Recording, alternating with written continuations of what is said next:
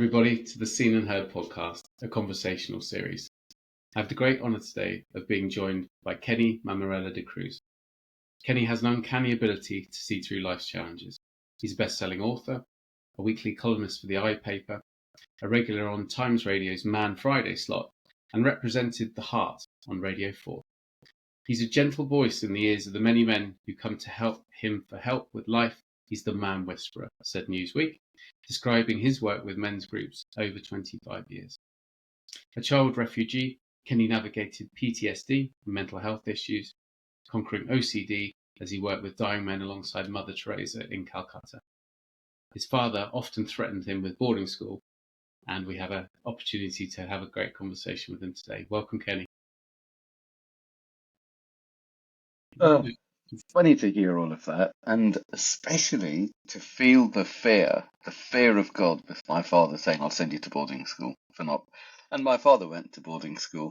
I guess there's no I guess. I remember very clearly the first tragedy in my life as a child was when my cousins were sent to boarding school.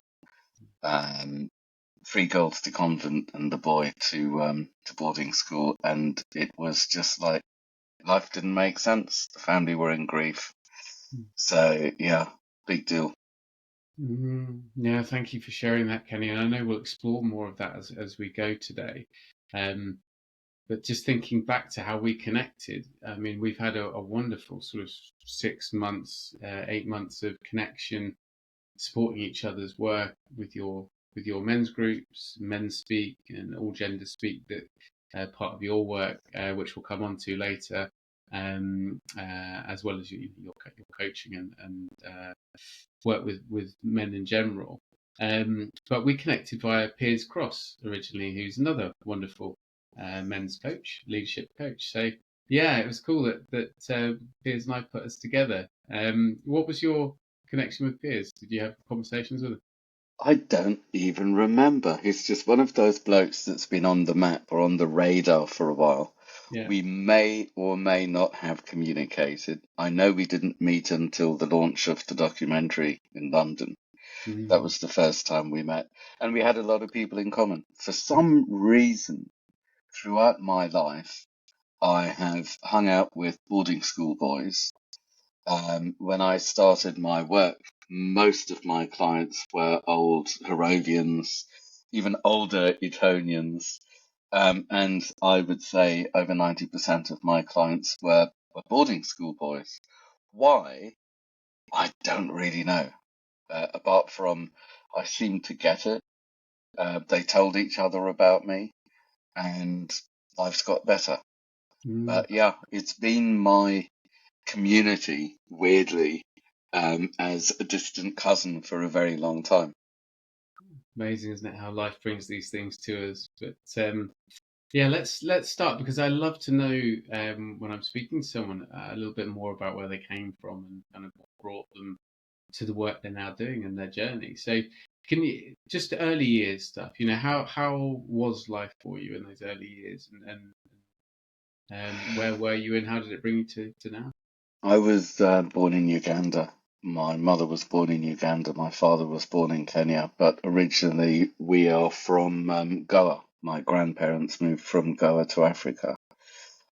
So culture's Portuguese, religion's very Catholic, and it's like a very, very old-fashioned bubble.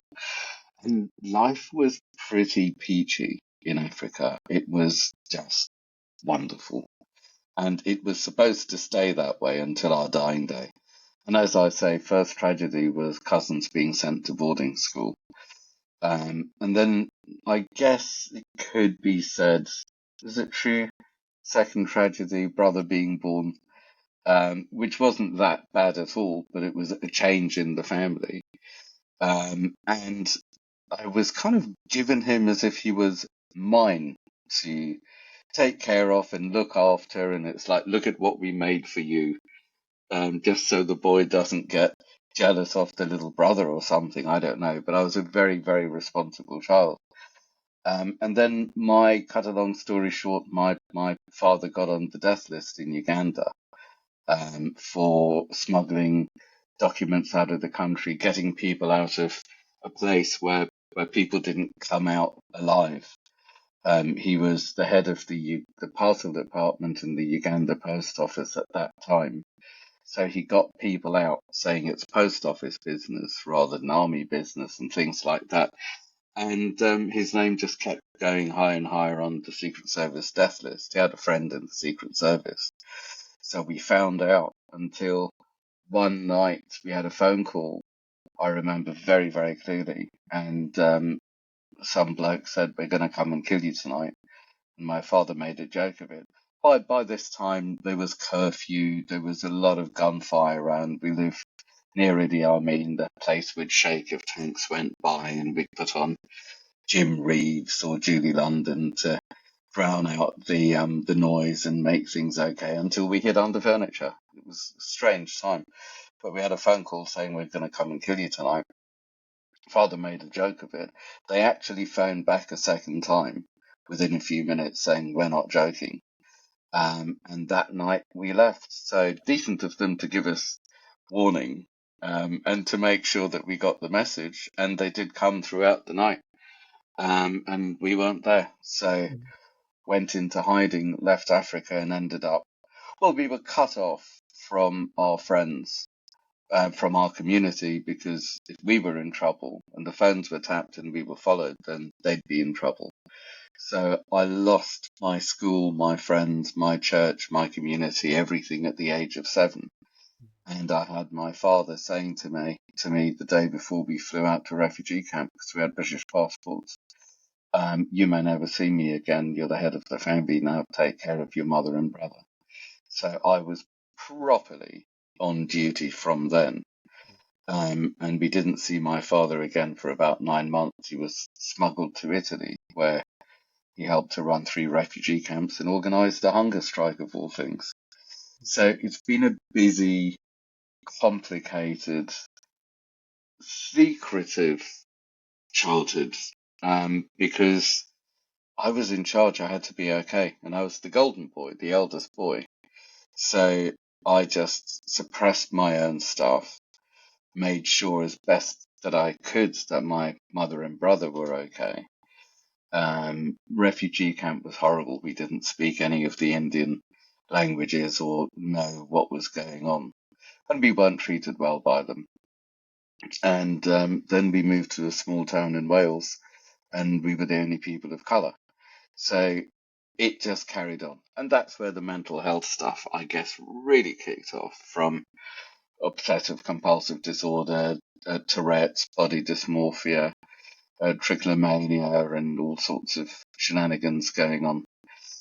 So yeah, very busy childhood, and I could glamorize it and say how tough it was, but to be frank, it was just my normal, and I was too busy trying to survive it and be a normal, invisible boy to think about anything. It was just my normal that I needed to survive. So, yeah. And I was a nice altar boy as well. Oh, thank you. Yeah, thank you. I mean, it's just heartbreaking to hear is that sort of paradise lost, isn't it? Where everything's going well for you and the family in Africa, and then as the regime started to ramp up, yeah, the your father getting into trouble, having to leave quickly, um, and just when you said that about 7 years old, and obviously you've been drawn into working, with a lot of boarding school people, as you've said. I went to boarding school at 7, and that thing of losing everything you knew, losing the school, the friends, the family connection, all of it at that same age. It seems quite That's interlinked in spot many on. ways.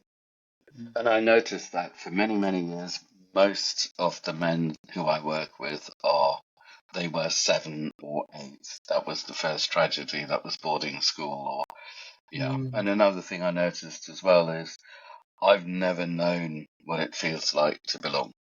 mm, mm, And mm, it's the same with so many of the boarding school men that I've worked with, and women, is there isn't really that sense of belonging.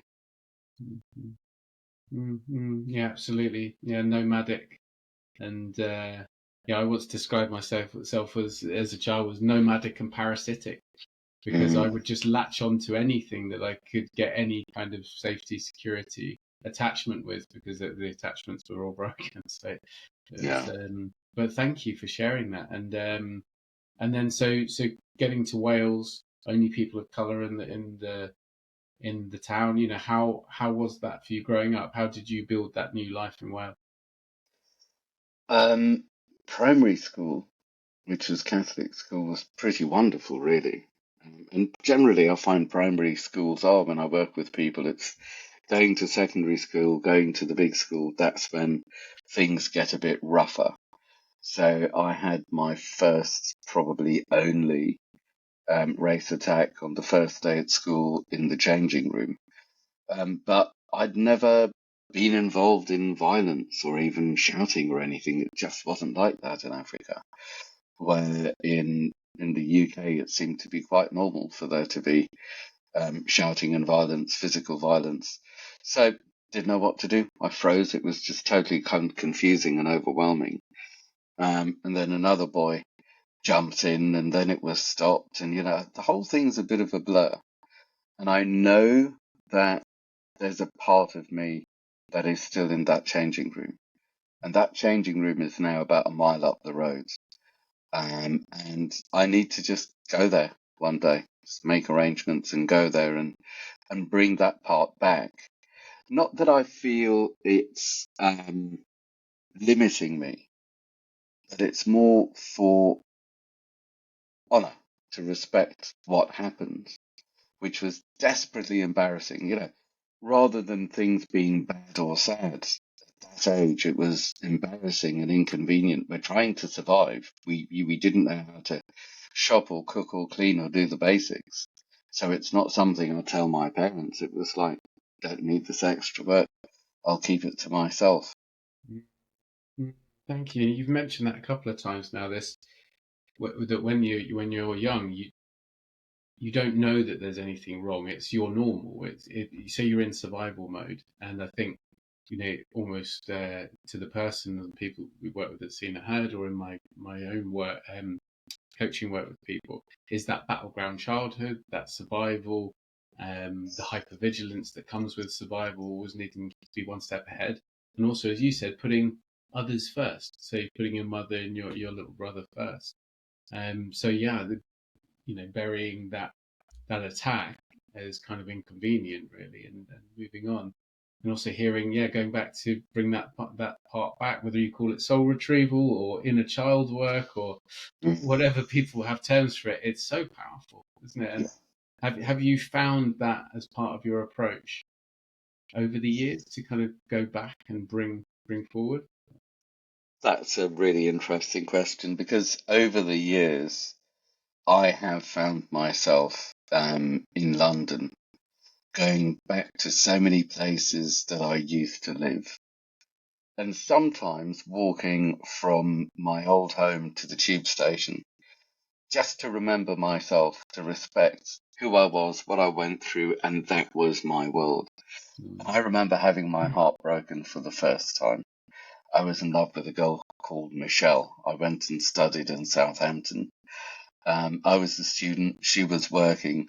She looked like the girl from Michael Jackson's Thriller video. Yeah, I can picture her now.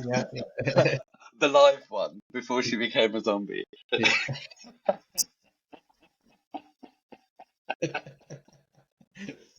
And I remember I had friends who knew that we'd get on, but for some reason they kept us apart. And she was going out with a semi-professional boxer. I think they were engaged, and we met. And I can't believe, firstly, I can't believe I used this line. Secondly, I can't believe I'm telling you.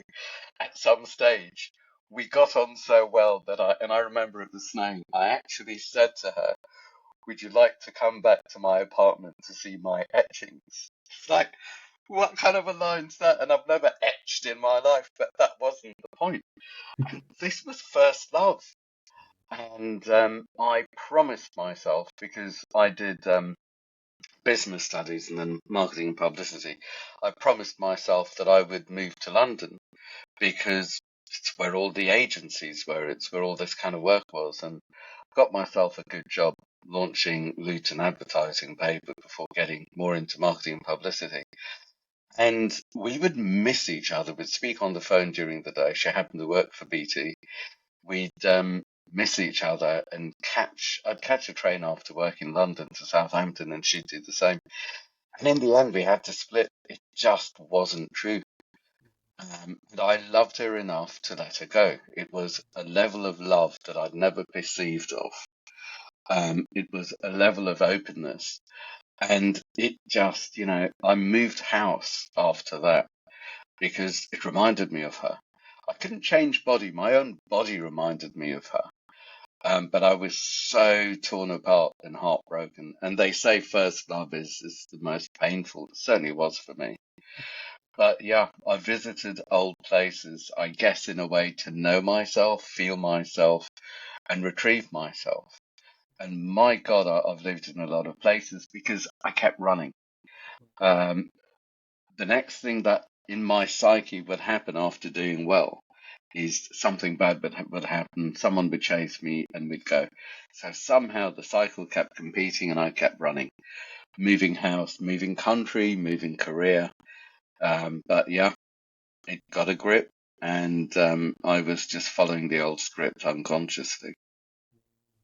Thank you, Kenny. Yeah, thank you for sharing about your first love. It's yeah, I feel great warmth connecting to that, but also that heartbreak of not being true and separating, and the keeping running. I think the many particularly sort of in the boarding school world, a lot of people just were rootless, and therefore, I mean, it was part of the design of it, really, of empire, was to create rootless people wedded to an institution who could be shipped out to anywhere in the empire and conduct business on its behalf, without kind of with only a stiff gin and tonic and not a great deal of kind of moral concern.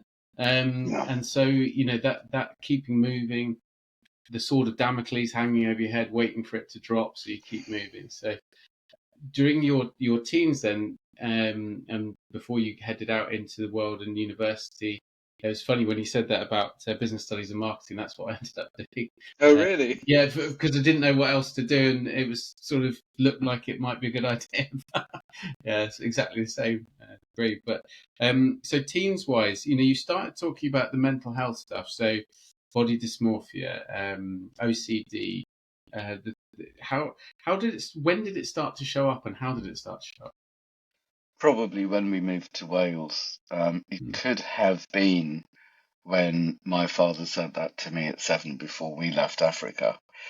And I would say there were traces in Africa because my godmother certainly had OCD. Maybe my mother had a few traits. And I was literally taken by the women, responsible for the women's emotions. So I was the golden boy, perpetually on duty, couldn't set a foot wrong. And part of the OCD was no one being in pain or harm. So I couldn't control the environment. I couldn't control the people. I couldn't fix things. So I controlled what I could control. And I would have fears and fantasies that someone might trip here and bang their heads there, or something might fall from here, or a knife might somehow leap from a worktop, or crazy things like that. And I would just tidy things just to stop the potential of anything bad happening. And it felt from a very, very young age that I've got so many plates spinning, knowing what's going on where, what's going to go on, and that the slightest thing out of place, the slightest thing would overload me and it would all come crashing down and I wouldn't be able to cope. And I guess I've had a life of overwhelm, spinning plates, taking care, and I've managed, thankfully, to turn it around because that totally owned me. That was an addiction. The overthinking, the things in place, the second guessing, the what will people think, the fears, fantasies, and trying to fix them. And I had to break that addiction. That addiction possibly did me the world of good when the chips were down and I had to survive as a child. But I had to make space to be my own man and take care of that child and to let all of that go. Thank you, Kenny. Yeah, just really understanding that addiction, that sort of the behavioural addiction side to control, is something that comes up very often. It was something a big part of my life. The sort of classic socially acceptable addictions of alcoholism, workaholism, control were my three. But yeah, that I guess when you grow up in a battleground childhood, you don't know where the next threat is coming from, and so you over prepare, and you have every conversation is had in on both sides. Okay, this is what I'm going to say, and this is what they're going to say back, and then I'm ready to counter, and I'm ready to do Yeah, it. And it's exhausting having every yeah. conversation two ways, two sides. So yeah, how did it start to take its toll on you? Did it affect your sort of teenage years, relationships, and how you were in the world? I think especially with the OCD, I didn't really want to be touched physically, Mm, contamination and all of that. Plus, with the body dysmorphia, I didn't want to take my clothes off or to be touched. Changing rooms were just vile and vicious, and I avoided them like the plague. They were just not dangerous, and some of the things that the other boys did were either vile or plain dodgy. mm, Um, just didn't want to be around it really. mm, So I survived my teens somehow, and generally I didn't really want to be even kissing. But that kind of thing happened probably fifth form, sixth form, and it was fine. But I was kind of keeping my distance and maintaining control, and giving love and being very present with people and being, I guess, good at my job of taking care of people, knowing what's going on, and making sure that no harm comes to anyone. mm, And I didn't exist. And I didn't realize I didn't exist until probably 20s, even 30s. And I remember being on a bus, and a child saying to his mother, "That man," something or other, pointing at me. And it was like, that kid pointed at me. I am that man. And what didn't fit is I wasn't my own man. I was a man that other people liked and other people respected and other people trusted. But I didn't exist in it. It was all kind of fake in a way. It was all a made up personality to meet the world and to give love but not receive love, to give safety but not be safe, to be present to danger rather than to anything that's going on because it was all in my head. And that needed to shift. I mm, really had to learn to be present. And my presence really helped me with the OCD and especially the twitching that I used to do with Tourette's, but also for the man in me, the true man inside of me, to be able to take care of my child and break the obsessive thinking. Because, I could do work or money or probably not sport, but drink, drugs, whatever. And I wasn't really good at partying or anything like that, but I could do those things to hit the off switch and not think and not stress and not be on all the time. I used to run marathons, for example. Um, didn't solve it. It just gave me a bit of a break. It needed to stop. I did my adolescence at 34 because I needed to do my adolescence so I could actually exist and mm, get to know myself and let go of who I no longer needed to be. mm, And then after that, I could safely do childhood.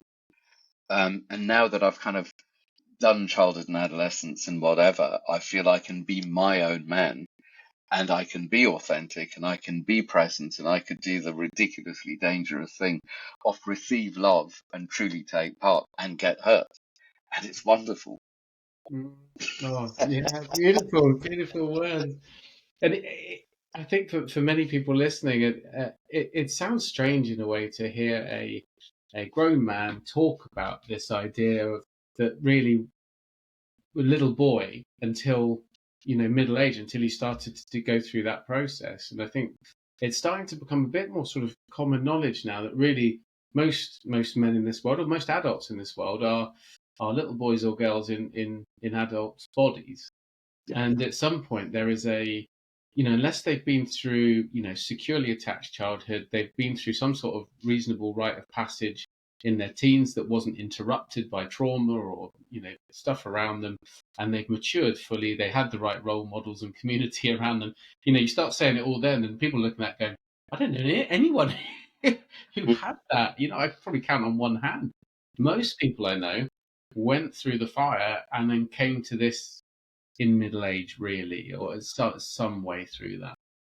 So let's go to that. So how did you start to realize it needed to change, and what did you to meet this younger part and to sort of parent it through and to start to grow up? What did you get involved with, and what worked for you? I remember. Okay, here's a dodgy story. Hope you've got time. I'll make it very, very short. Okay, I'll get ready to edit.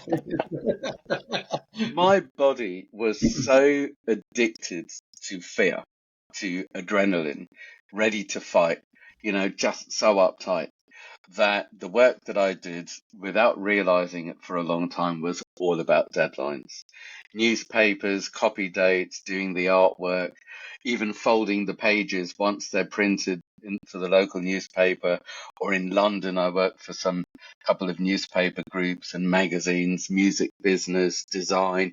It was all deadlines. And it was just the carrier for my adrenaline, and it was go, go, go. It was not good. It was not healthy. I loved it. It was a buzz.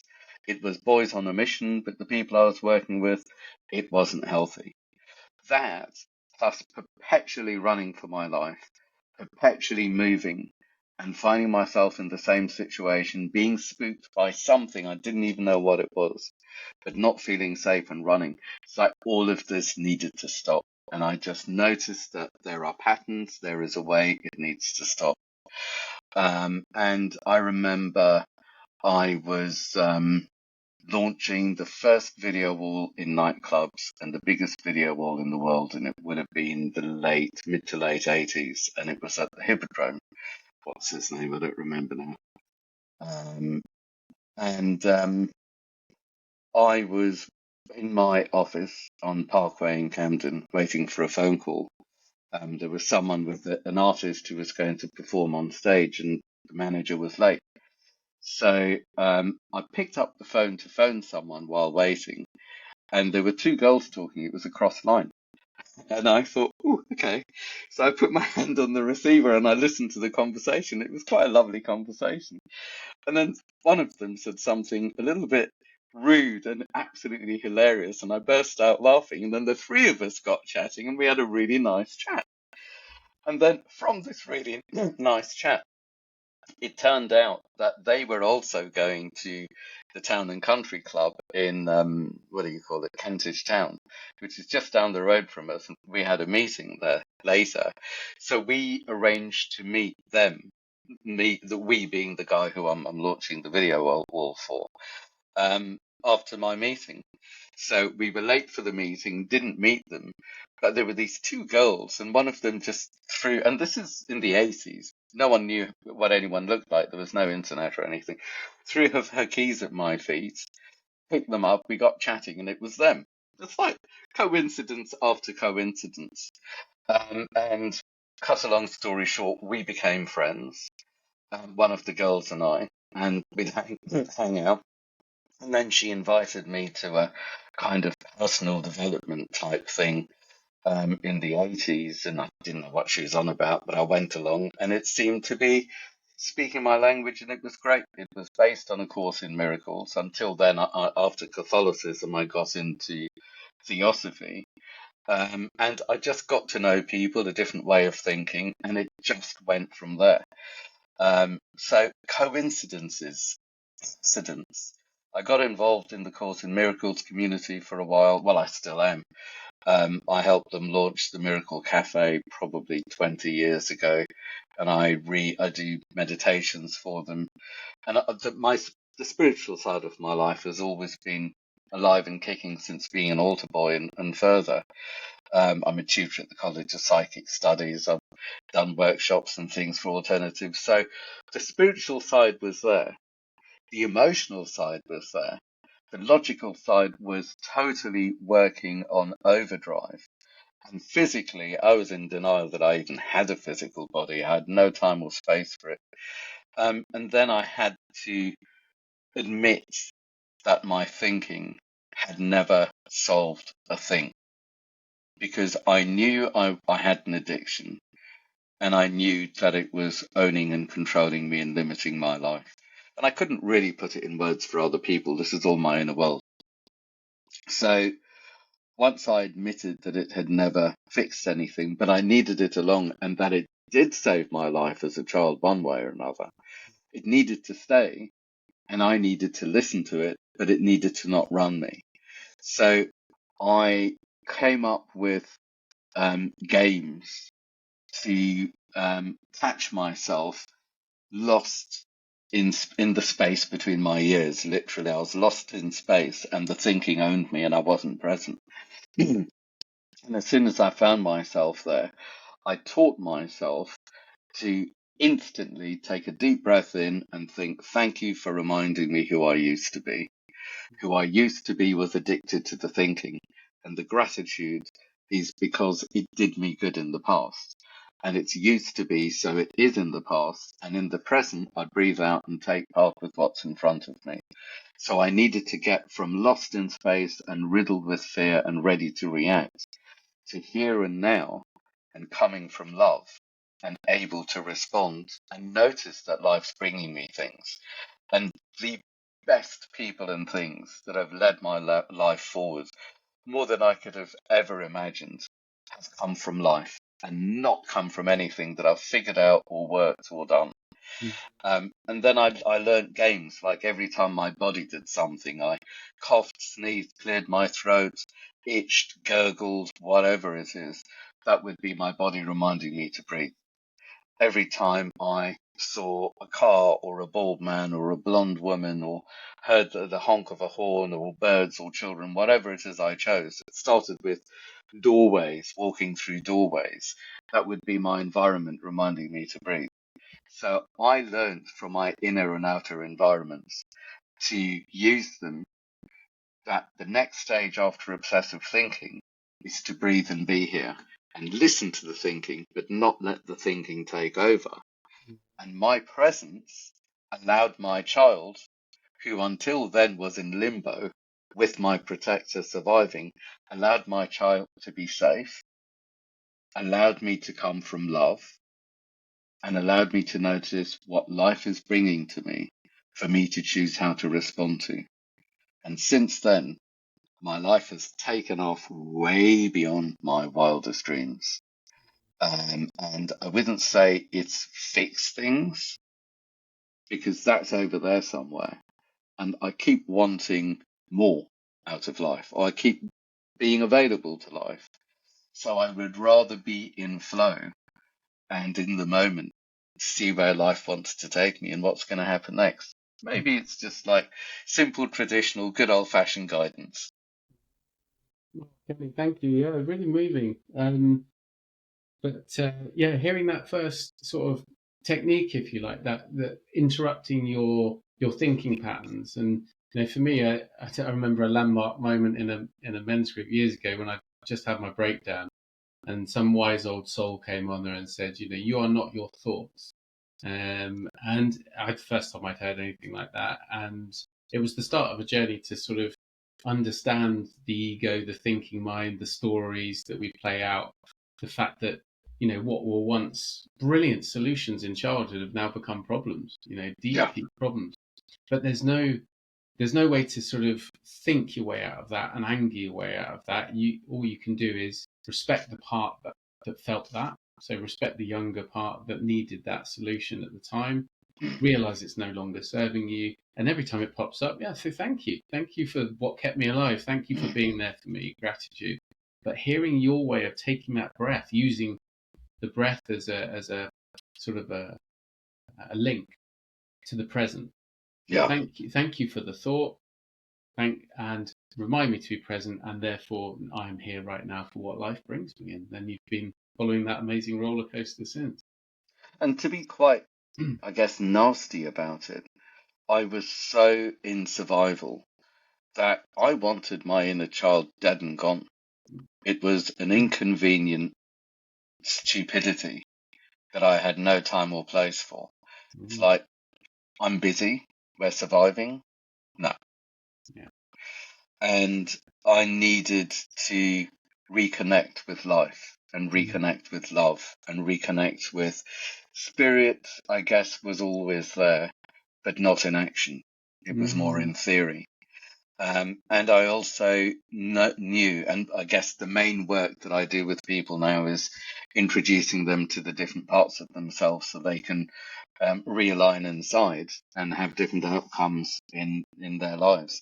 mm, On speaking with my protector, it was very, very clear that the only option is something from the past to be repeated, because anything new would be a threat, good, bad, or ugly.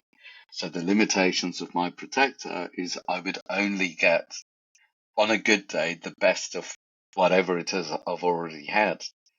And I didn't want anything that I've already had that was in the bag. That's theirs resource. mm, So in order to move on, I was very clear that something needs to shift, and I wasn't willing to live in tension, off control, with good intentions, but in tension and in control. mm, It was just not going anywhere. mm, Thank you, Kenny. So it gives us a really good segue into, as you started to do your personal work and find this presence, and I can definitely resonate with that feeling suddenly of almost being on a road or a rail or a roller coaster, I call it, but there's something pulling you then forward. You sort of don't need to think about it too much. You just need to show up in integrity, and it will Yeah. pull you along.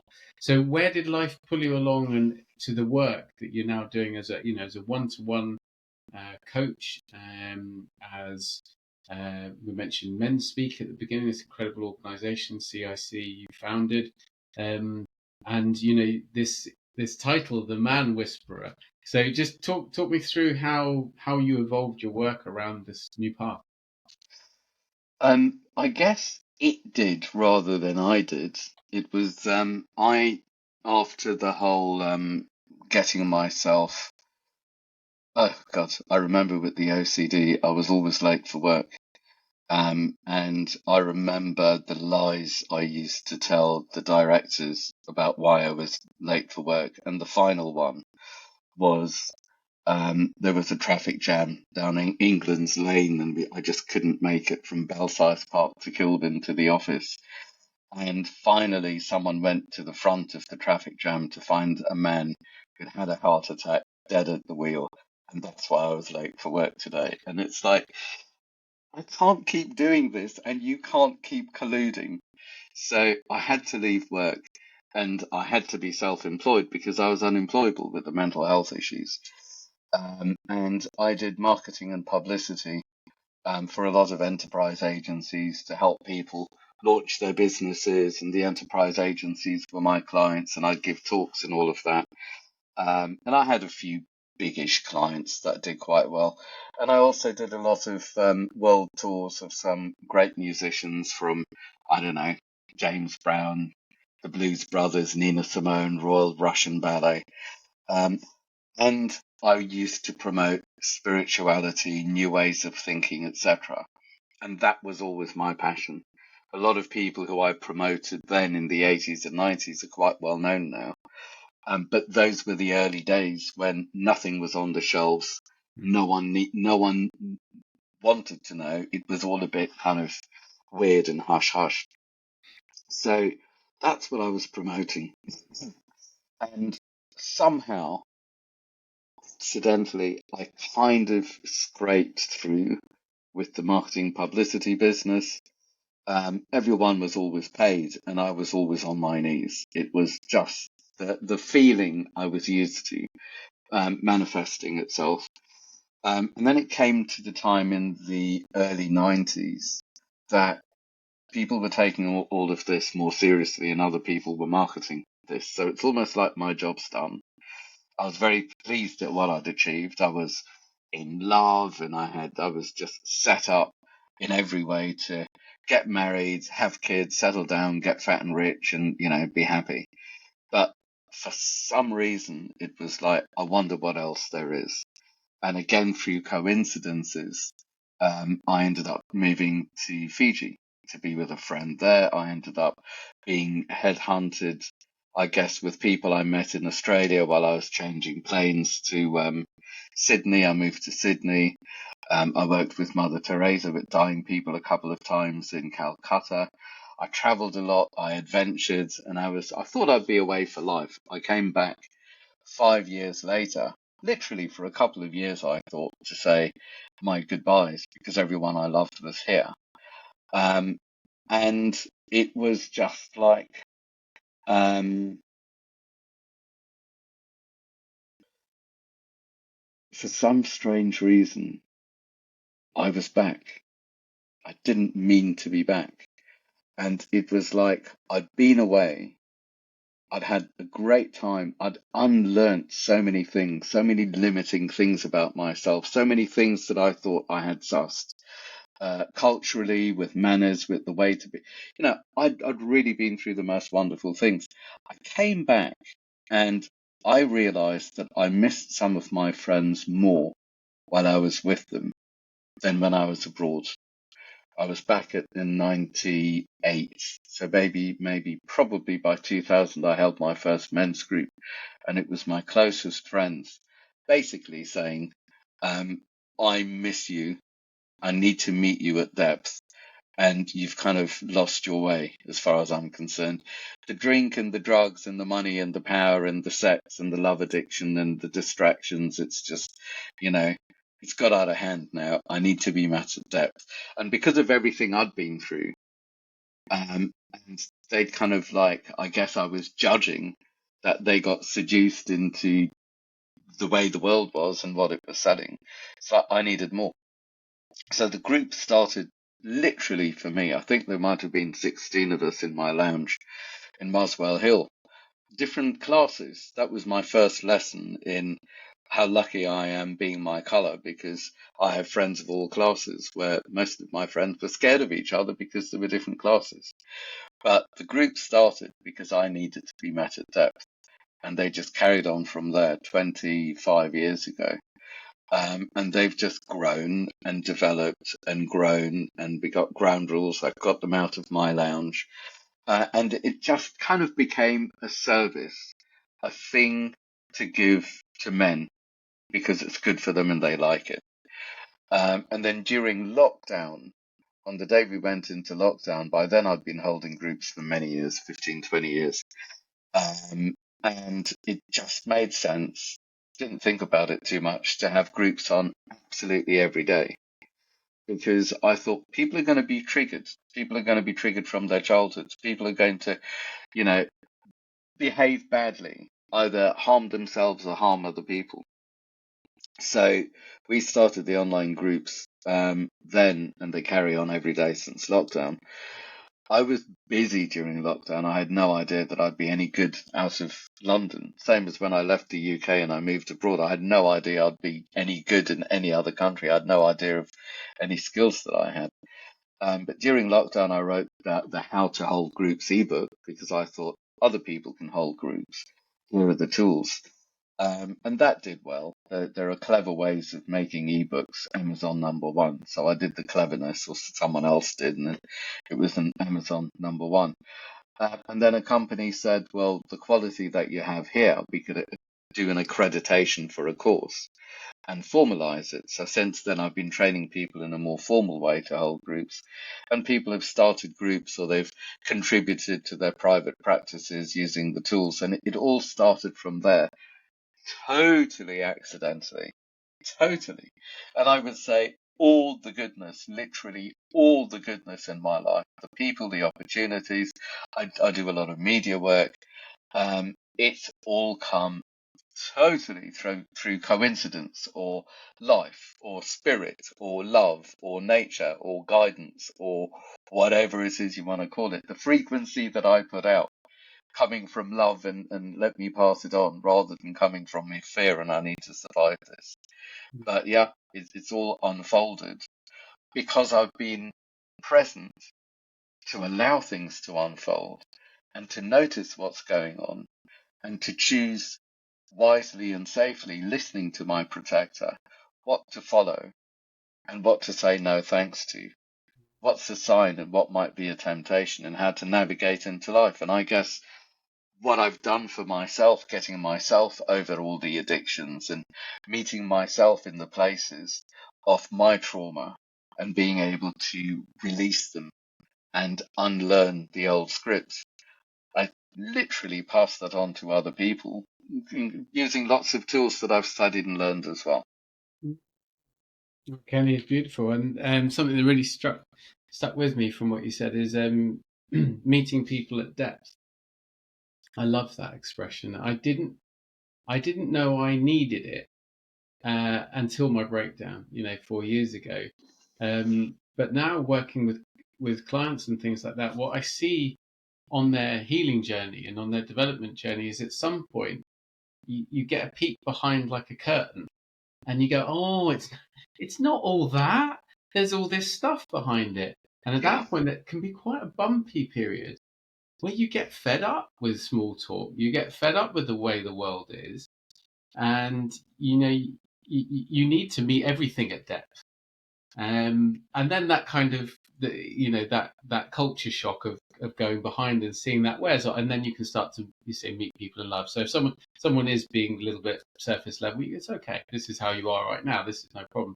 But yeah, I'm a couple of clients that I work with at the moment are going through that process of like, I need to have meaningful conversations, and I've attended, your group, the men's speak groups. They are fantastic. They are beautifully held, really eclectic groups of men attending. As you said, from all backgrounds, from all classes, and yeah, that thing of people showing up as they are. They bring whatever they bring that day. Um, it was men's groups, I think, fantastic, women's groups, mixed gender groups, that we have on Seen and Heard. They just do a fantastic job of people showing up, sharing, hearing, most importantly listening to others, but not that day-to-day stuff. Not the kind of so where'd you go on holiday, what you're doing later on, what you do at the weekend stuff. It's like, who show me your soul, show me who you are. yeah. So bless you for your work. Weirdly, Yeah. I feel I've generally known that part of people or seen that part of people maybe since I was a kid. And I always wondered why. I almost felt like I was being pushed away by people, why they wouldn't share who they really are or what's really Mm. going on, why they wouldn't share what really matters or their hearts or the thing that brings them alive. I didn't get it, but for some reason I could always see it and feel it. And it took me a while to not take it personally and to just let them be where they are and accept them. Um, and yeah, to this day, I guess, I'm not very good at small talk or stuff like that. It's not like I need to get deep and heavy. Sometimes it's a passing comment, sometimes it's something fun or something I've noticed. But it's almost like I meet people mid-sentence because I can't be bothered with the niceties.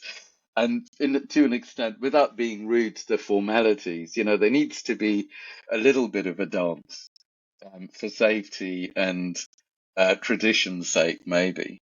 But it's meeting in that place and coming alive from that place. For me, it's the only place that really matters. And it's great to have fun and have the off switch flicked. But yeah, I need to be met because otherwise it's It's not like it hurts, but it's more like it's empty. Mm-hmm. It's empty. Yeah. If I need downtime, there's always, I guess, ironing and The Simpsons or something like that, but it doesn't quite cut it anymore. Mm. And the depth includes silence.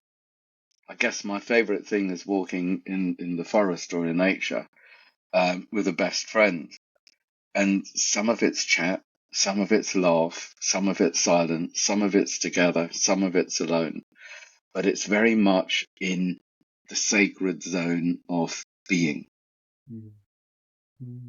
Mm. Thank you. So that's something I wanted to ask about, actually. Nature, silence in nature for me has been incredibly healing for many people. I know it was their survival tool as a child as well. They would escape into nature to kind of hide and connect. So talked about breathing, breath work, as it's sort of become popularly known as, being present. Talks about being in nature, both alone with company. What else works for you? So anything that perhaps you share by your coaching, your groups, whatever, people listening out there, what is good for getting present and starting to sort of show up as you are? It really is different for different people. I I didn't get into my physical body until much, much later. And even now, I try and delegate whatever I can. So I'll go to classes so other people tell me what to do because I wouldn't know what to do. I'd probably damage myself and I'd push myself better, and then I'm present. And running was really good for me. Mm, The weather in my town isn't great. It's West Wales.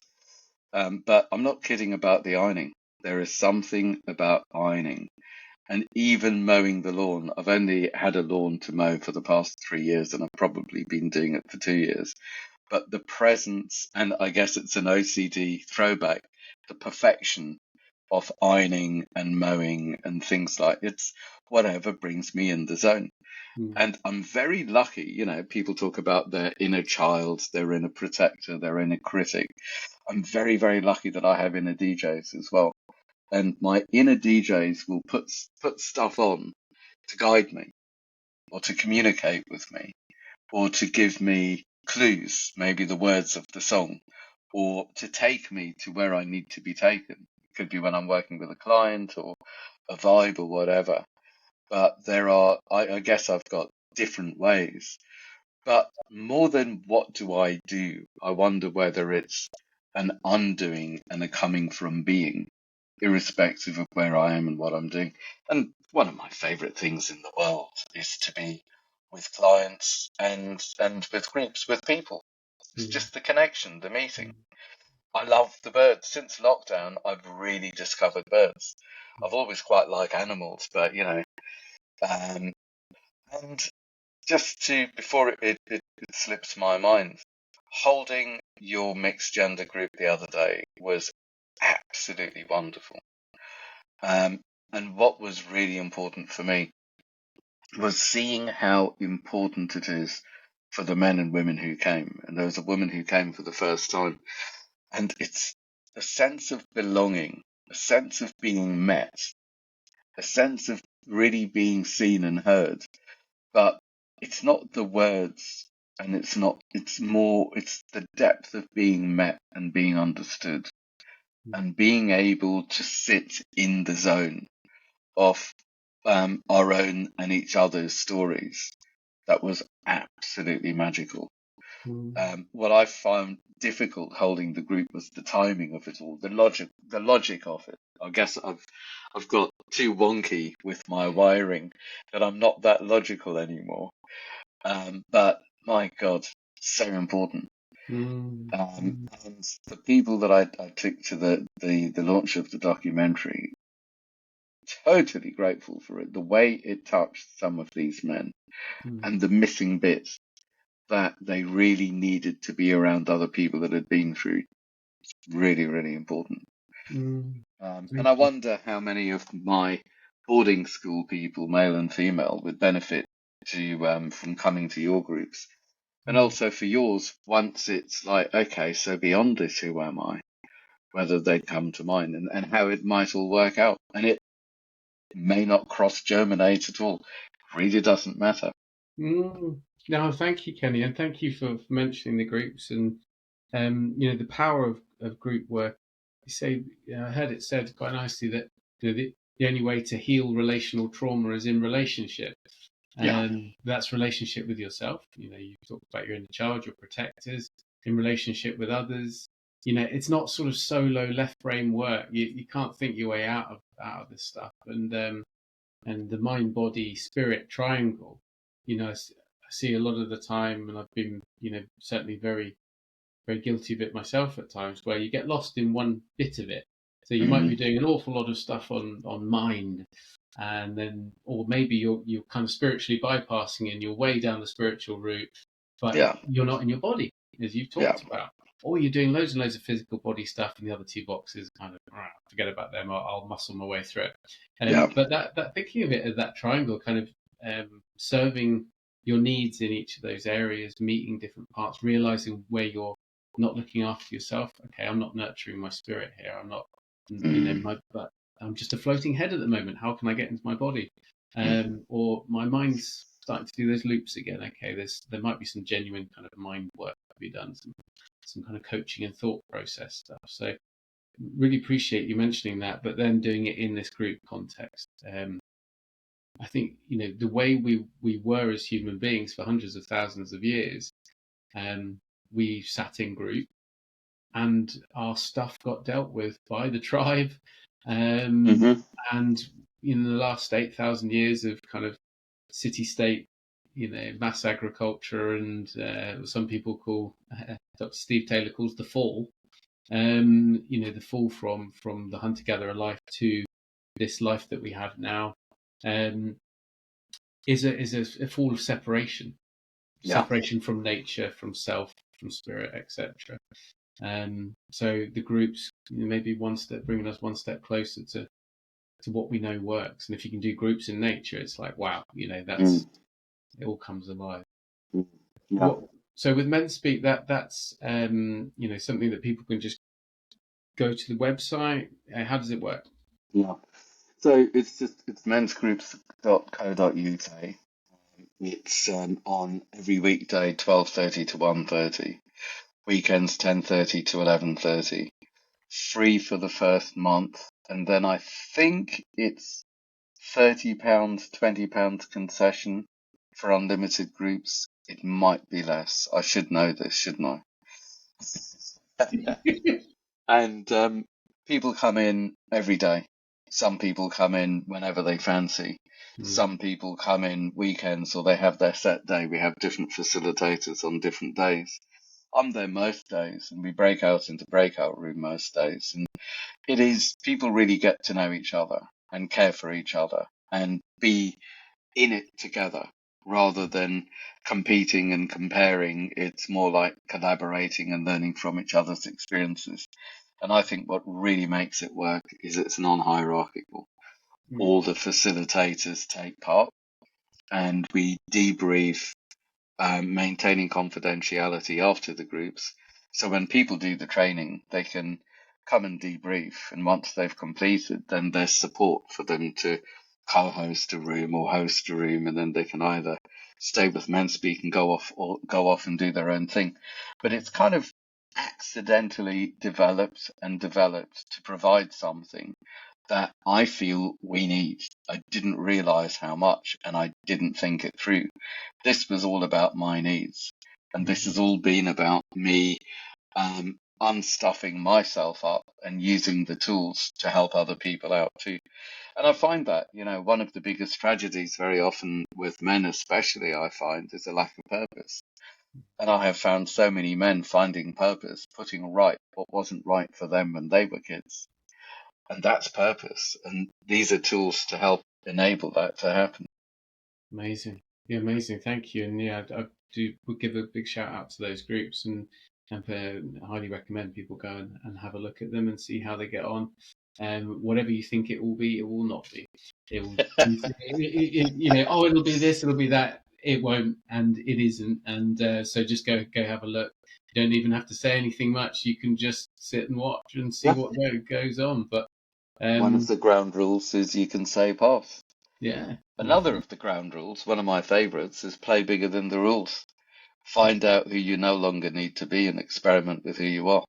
yeah, it's beautiful. Yeah, a lot of people use our groups to say things out loud that they haven't been able to ever say, and in somehow saying it out loud, it becomes and no one runs away from them.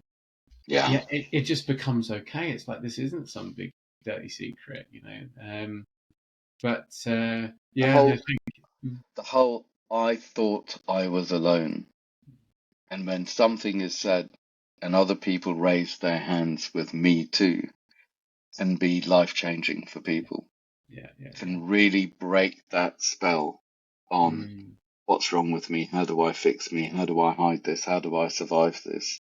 See, oh my God, not only am I not alone, but they've been there and look at where they are now. mm, Maybe there's hope for me. mm, I've really seen that in your groups. I've yeah, seen it in my groups as well. yeah, yeah. I've seen it. I mean, and you and I both have a shared experience of the Mankind Project as well, Yeah, coming through the MKP groups. And I have one of those, oh my God, it's not just me moments. When you just talked about you're in a DJ, I would love to find out how many people I've had that on my life. I, really. yeah, I wake up in the morning and there's a song in my head, and I wonder why. I've pretty much woken up with a song in my head every day since I was probably 7 or 8, something like that. Sometimes it can be a bit, I don't just get earworms, I get tarantulas or something, Mm, and I have to actually now, it's part of the OCD stuff and things like that, I can get caught in loops, so I mm, have to watch it. But I wonder, yeah, I'd love to know that music thing, but I'm gonna, like my coach, Piers Cross, taught me to listen to my dreams, mm. taught me to dream with intention, Yeah. and I'm going to pay a bit more attention to those songs now and see what's going on. But thank you for mentioning it. As you say, I suddenly go, oh, me too. Great. Is surfing one of your ways of being present? Yeah, I mean, surfing for me is huge. Being present in nature, being in the water. I don't like beach. I don't like beaching, sort of sitting there tanning in the sun, that sort of stuff. Mm, I need to be in the water. mm, Um, But I've heard it described surfing as the ultimate expression of flow, of presence, mm, of meeting nature kind of exactly on its terms, and therefore meeting yourself exactly as you are. Um, and its pointlessness is quite beautiful. Find a wave, get on it, see what happens, get off it, have another one. But yeah, why do you ask about surfing? We were talking about presence, and I know Mm, how important it is to you. My best friend's a surfer, yeah. um, and I remember when I lived in Sydney, every now and again I'd borrow a friend's surfboard and I'd just like hose about the place. I never surfed in my life. Look, that's amazing. How much of a fraud can I be? But but yeah, it's presence, and it's the love of life. And for me, I don't feel like I need to stop something and do something else for joy. It's more, I would rather bring joy here and now and have a love of life attitude to it. Mm, mm, And the whole connection, whether it's with people or with nature or with a project or anything that's a buzz, or even, I don't know, seeing the birds and their chicks and stuff like that. mm, It's sacred mm, being let in to life itself, to mm, meeting and witnessing and being part of life. mm. Doesn't matter, I'm way over my young boy philately days. Give me here and now. I don't need tweezers anymore. Yeah, it's beautifully said, Kenny. I can feel it now, what you're talking about. 4 years ago, pre-breakdown, I did just put all this in a box mark kind of woo woo, hippie nonsense, whatever. I couldn't connect to it because I Mm. was so detached, so dissociated. And, people who've experienced trauma, childhood, adverse childhood experiences or boarding school, whatever it is, that just a floating left brain, basically. No connection to body, to spirit, to anything else, just going through the motions, like say, get rich, get fat, kind of, it, it is a lie. And it's a lie that we're being sold. Mm. And that sounds quite anarchistic and a bit, out there. But once you've had a little peek behind the veil, you realise it's true. And ultimately, then, I look at my mission here. I move myself and the world around me towards connection and compassion. Mm. That's what I'm here to do now. But I had to completely fold up and break down before I could break through and find that. What is, we talked about purpose and we've talked about masculinity in our conversations as well. Do you feel there is a change happening in the world around? Let's start with masculinity and then talk about purpose. What is going on for men right now? As I know you're often called by the media to speak about it. Yeah. The man whisperer thing that you asked about way back came around many, many years ago when someone from Newsweek wrote an article about my work with men's groups, and that's where it came from, the man whisperer. And I guess the whispering is asking questions because I have so many males come to me, whether it's groups, private clients, whatever, and literally they are coming with what's wrong with me? How do I do me right? My relationship's not working, or my work's not working, or I'm an addict, or whatever it is. The bottom line is what's wrong with me and how do I do me right? And for me, it's not okay. Let's find you a better act to pretend to be and then sell to the world. It's more, let's undo what's no longer true and find out who you are so you can meet the world. And it really is as simple as that. Rather than masculinity, for me, it's about authenticity, which might have its masculine moments, it might have its feminine moments, it might have its man moments, and it might have its very female moments, and it really doesn't matter. I would say for me, the difference between a man and a boy um, is nothing to do with age, but it's everything to do with stage. A man will include the feminine side, where a boy will need to prove masculinity and have power over people, where a man's got nothing to prove and can empower people by being in power. And just collaborating, where a boy won't collaborate, it's all about competition and pecking order. A boy will come from fear and react, where a man can come from love and respond. A boy will do it in panic, where a man can take space and can invite other people into a space to be safe, and to actually be together. So for me, it is including the feminine, where so Mm. much of it is either demonizing or idolizing or sexualizing or whatever it is, different parts, including the feminine. And I've done a lot of work with, I've done the spiritual stuff. I've also done the sexual stuff because it's a huge thing with men. The sexualization of issues, porn, prostitutes, all sorts of fixes, rather than being able to show up to love and have good, loving, nurturing relationships. Mm. And I'm not saying fetishes or porn or anything is all totally bad and wrong. If it's out of kilter, if it's an addiction, if it's dodgy in some way, then yeah, there might be some questions to be asked.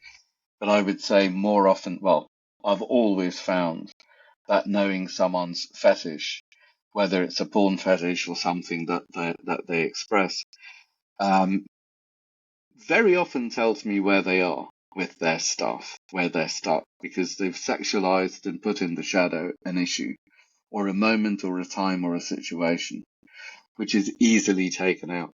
And then, but some people, it's like, well, carry on with your fetish journey or with your porn journey or whatever it is, but don't be stuck in a place. Don't dig your heels in with anger or with an issue or with an obsession. It's like let it flow, let it move, let it grow. Let yourself fall in love with love by growing into love and having more access to love, Mm. rather than controlling your bit and getting fixes in order to kind of split and not be found out. Mm. Yeah, thank you for sharing that. There's a lot of richness in there, but the one that really pops for me is the comparisons of a man, versus a boy, or a girl versus a woman. Um, and the brilliant author who also lives in Wales, Paul Francis, who wrote Therapeutic Shamanism and Psychotherapist, he has the 20 qualities of an adult from our hunter-gatherer sort of ancestors that we've lost, if you like. And you look at those 20 qualities, and yeah, there is a real process. I look at them and I go, oh, I could, after sort of 25 years of personal work, I can probably tick 3 of them, and the other 17 are work in progress or something. But there is that maturation that needs the masculine and the feminine, the yin and the yang. I think that was the biggest eye opener for me. And the last sort of 4.5 years, particularly looking at tantra, looking at my masculine parts, my feminine parts, to understand how they interact with each other, to understand my partner and the feminine more. So I'm on a personal journey at the moment. My work this year is around understanding the feminine in all types. So, Mother Earth, to understand the feminine, within me, and to understand my partner better and where she's coming from. And my girls, I've got twin teenage girls. I'm on like a fast track to kind of see how girls become women, because I've got to try and support my girls through that. So I think it was sort of, it started in the 80s, didn't it? And it was, it was suddenly like the modern man, the new man, and then actually that sort of went a bit too far, and men lost their way a little bit, and women didn't like it, didn't like men that were going too far down that path. What's the current work for men that you see out there in the world that we've got a lot of little boys in men's bodies making a mess in the world right now, leading governments and destruction. What's the work that men need to be up to? I would say the overthinking and the way that they believe what's going on in their heads, the programming from watching programs, and having the echo chambers from social media, the fear of who am I going to be considering the way the world is changing? How am I going to maintain a purpose or bring the money in or not be replaced by AI or not lose all my wealth? I don't know where to put it and where to hide it. The world's coming to an end. The lack of belonging, the lack of community. It's this being alone thing, not having anyone to be able to turn to, like a true brother who would say, move in or share everything immediately. This is the sharing and caring part of me. And I guess that's one of the things I love about Men Speakers as a community. People are really there for each other and they share the journeys and share their failures. It's not just a sales pitch. It's like, this is where I stuffed up, just so you know, so you have the information. But it's the lack of brotherhood and the individual heads and the individual fears and fantasies that are very, very dangerous. And it's easy to say that these days, the younger people are, the more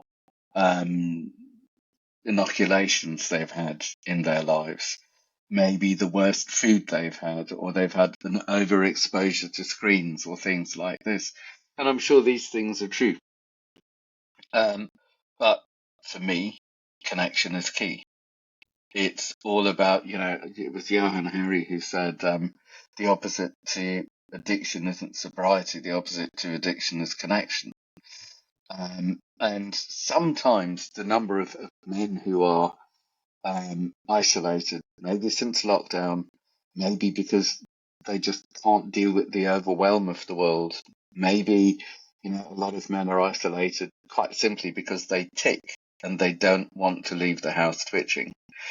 When they come into the groups and they're just with someone else and they have been seen and heard, they know they're not alone. That's the game changer.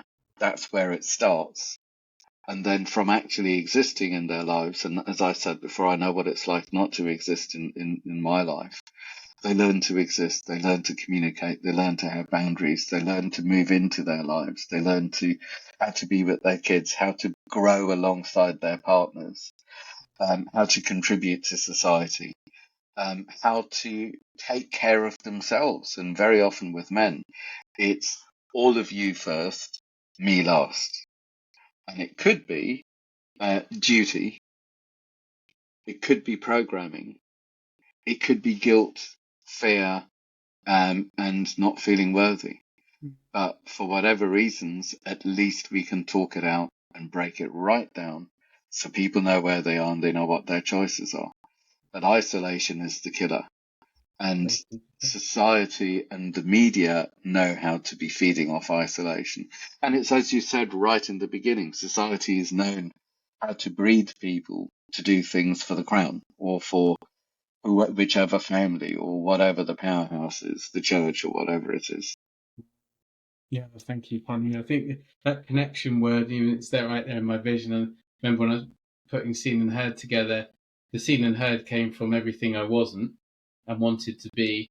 And our strapline, if you like, in marketing terms, is making meaningful connections. Yeah. Because I recognized it was, particularly boarding schools, for instance, a great example.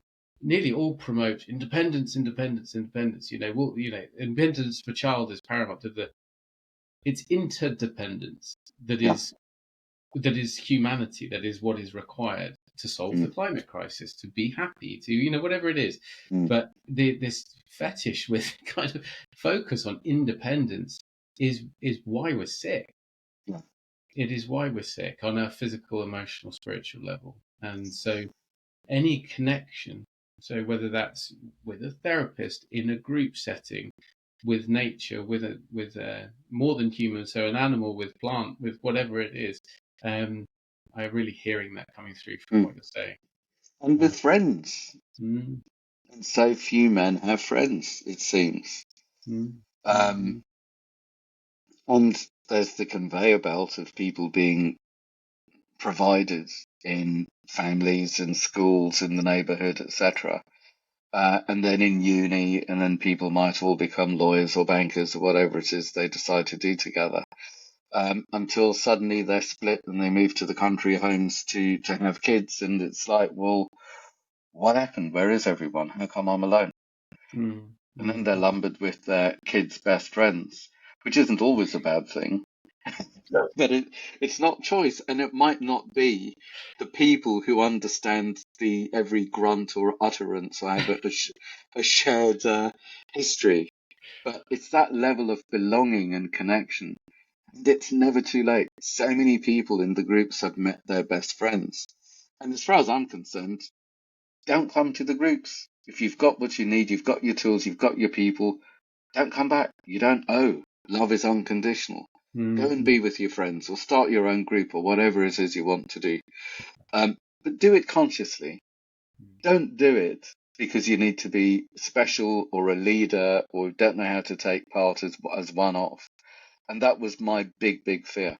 When I did the Mankind Project training in 2005, I'd been holding groups for, I don't know, at least 5 years.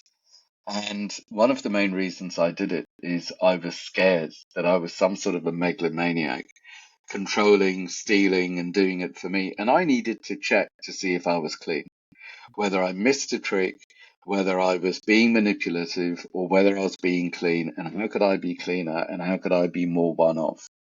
Because I don't need to be that golden boy anymore. Being the golden boy for the women in my family cost me my life. Being the savior, to an extent, Um, I did some goodness in people's lives and stuff like that, but it was a lonesome cowboy. Mm, And that was the only personality I know, giving but not receiving love. But mm, to be able to take part at this level and really live unconditional love presently was the enemy. It was far too dangerous and stupid and vulnerable, where mm, now it's the only option. Life mm. provides, love happens. Ooh, beautiful, Kenny. Thank you. You talked about isolation there, and Piers Cross and I have just put together a course, a compassionate leader pathway, for the purpose of recognizing that anyone who's trying to lead, whether it's in their life, their family, their business, whatever, it's is isolated, often isolated and lonely. It's It's tough at the lonely top. at the top. Yeah, Yeah, so no one needs reams and reams more left brain information. Give, give, give, give, give. People need a place and a space to be heard, to connect with others, and to try things out. Like you yeah, say, just come and try a new hat on, yeah, and when you don't get shot down, you think, shit, maybe this box is bigger than yeah. just this little one I'm in. But Mm. yeah, just to hearing that it's the groups, it's these kind of things that we're doing. It's your work out there in the media to keep talking about this. With us sort of coming to time now, I just want to make sure that we've covered the areas that you want to sort of touch on. Is there anything you feel that we should speak to that hasn't been covered already? Mm. Do you know, um, not that I can think of, but there are two things at the back of my mind. So that's that was a no, but yeah, but. Yeah, go with the yeah, but and unleash whatever's at the back of your mind then. The first thing that crosses my mind is over the decades doing this work, how many people I have known and who've let me into their circles, and it's literally their house or their year or their closest friends. And the boarding school boys have belonged with each other. And so many of them, and I love working in boarding schools. I work in Wellington College every now and again. Um, it's the bonding they have, the sharing they have, the caring they have. And sure, there are stories to the contrary, quite extreme ones, but it's opening that up. What I've really found out in later years is how many of my close friends since I was a child did go to boarding school and they ventured into the world, and how many people from boarding school will stay in their bubble, in their world. And I guess the invitation is venture out. Maybe safely, maybe curiously, maybe like you've been beamed down from the Starship Enterprise, but maybe slowly, gently venture out and take part and see what it's like. Because with so many people I've known, it's very them and us. And it's not Mm, like they're the enemy or to be feared, but it's like, where do I meet them? Where do people meet people? And I've loved my travels and being accepted by different races and classes and communities. The other thing that crosses my mind is with my private clients, I keep them for a very short time. It's literally, they do the personal discovery questionnaire, so all the information's there. It doesn't take forever to get it out. And then we literally get to know the different parts of them. And we kind of, in a way, they reorder the way things work inside. And it shifts. My sessions are usually a couple of hours long. It shifts usually in the first couple of hours. And then it's take yourself in the world and meet the world and see where things get stuck. And then it's very practically, as you've taken who you are, your authentic self, into the world, where is it not fitting? What's not right? And it's just opening those up. So there is this kind of like tuning into taking part in the world with purpose, with awareness, with passion. And it's like 12 hours is usually the amount of time that I work with people, and then they go. It's not an ongoing thing. It's tune in, take part, and go and live a good life. mm. Oh, beautiful. A lovely way to start to bring things to a close, Kenny. Um, so with your work. There's one-to-one work with you. There's men speak in the groups. There's your media work, and people can find quite a lot of your writings or podcasts and things online. We'll put loads of links in the show notes for today, so you can find out a bit more about Kenny. There's also the training that you mentioned, where if you're looking to get into group facilitation, it's incredibly rewarding. Personally, I get as much from the groups that I facilitate as I give. People always poke a button or make me think, or right, I've got to go and work on that or something. So you run the training, and I know you've got some coming up in the autumn. For anyone who wants to kind of get into this, very rewarding. So yeah, thank you for your service, for your work, your words today, and your time. Yeah, I know I've got an enormous amount out of what you've brought to the world in the last sort of 6 months. I look forward to what we can create together going forward. So, yeah, just to thank everyone for listening, to thank Kenny, yeah, his message of connection, connection to self, to others, the world around you is a strong one. So, thank you so much for your time today, Kenny. My pleasure. It's been an absolute joy. Beautiful. Right. Well, we'll leave it there with a stretch and a goodbye. And thank you very much, everybody, for listening, watching this The Seen and Heard podcast. Goodbye. Bye.